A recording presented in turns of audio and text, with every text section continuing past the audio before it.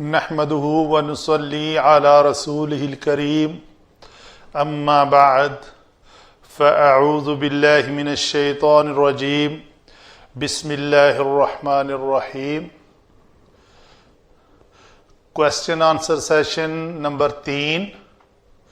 ایک سوال ہے جی، سورۃ المائدہ آیت نمبر 93، متقوا اذ متقوا وآمنوا۔ اصل ہمارا جو سوال ہے وہ اس لفظ کے بارے میں ہے، تو اس کا ما قبل اور ما بعد میں نے ذرا چھوٹا لکھا ہے۔ تو اتقوا لفظ ہے اور اس کا روٹ ورڈ ہے واو قاف اور یا۔ یہ لفظ یہاں پہ استعمال ہوا ہے باب افتعال سے، تو باب افتعال کا وزن جو ہے یہ یاد رکھنا بہت ضروری ہے۔ مثلا یہی لفظ اگر ہمیں خا لام فا سے یوز کرنا ہو تو ہم اس کو پڑھیں گے اردو میں اختلاف نہیں کریں گے، تا کے اوپر زبر نہیں پڑھیں گے، کہ وہ عربی سے اس نے اس پیٹرن کے اوپر اس وزن کے اوپر اس لفظ کو لیا ہوا ہے، تو وہ لفظ ہے اختلاف۔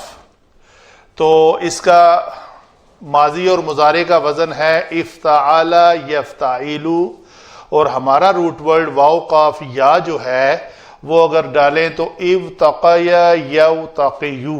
یو میں اس لیے پڑھ رہا ہوں کہ یف کے وزن پر، ادروائز اس کو یوتقیو پڑھنا چاہیے۔ تو قاعدہ اپلائی کرتے ہیں۔ قاعدہ یہ ہے کہ باب افتعال میں کسی لفظ کوئی لفظ اگر مثال واوی آ جائے، یعنی اس کا فا کلمہ واو ہو، تو اس واو کو تا سے بدلنا ہے۔ تو ہم نے اس واو کو یہاں پہ تا سے بدل دیا، تو باقی سارا لفظ میں نے سیم رکھا اتقیا، تو واو ساکن تھی، ہم نے تا کو ساکن رکھا۔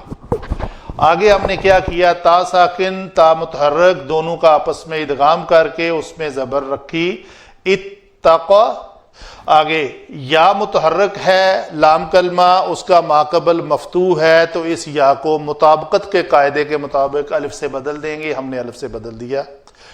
تو بعد میں جو الف واو سے بدلا ہوا الف ہو وہ الف ہی لکھا جاتا ہے، اور جو الف یا سے بدل کر الف بنے اس کو الف مکسورہ کی شکل میں اتقا اس طرح لکھیں گے۔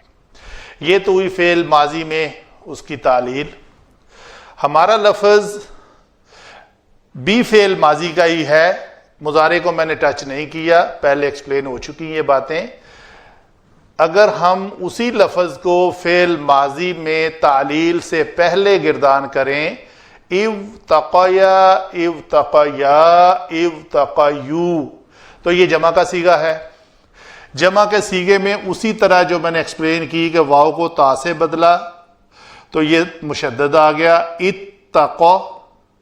آگے وہی کلیہ جو یہاں پہ ہم نے لگایا، یا متحرک تھی ماقبل مفتوح ہے تو الف سے بدلا، یہاں بھی یا متحرک لام کلمہ یا متحرک ہے ماقبل مفتوح ہے، اس کو ہم نے الف سے بدلا، الف بھی ساکن ہے، یہ واو جمع کی یہ بھی ساکن ہے، تو ہم دونوں میں سے حرف علت الف کو گرا دیا، تو یہ لفظ بنا اتقوا۔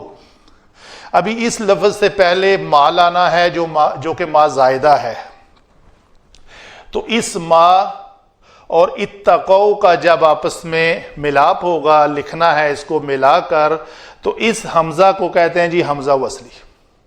حمزہ وصلی کی ڈیفینیشن ہے کہ جب اس کو ملا کر پڑھا جائے تو وہ اپنی حرکت حذف کر دیتا ہے، تو اس کے نیچے زیر جو ہے نا وہ نہیں لکھی ہوئی۔ تو ابھی یہ ما میں الف ساکن ہے، یہ کسرہ تھی، وہ ہم نے قاعدے کے تحت حذف کر دی۔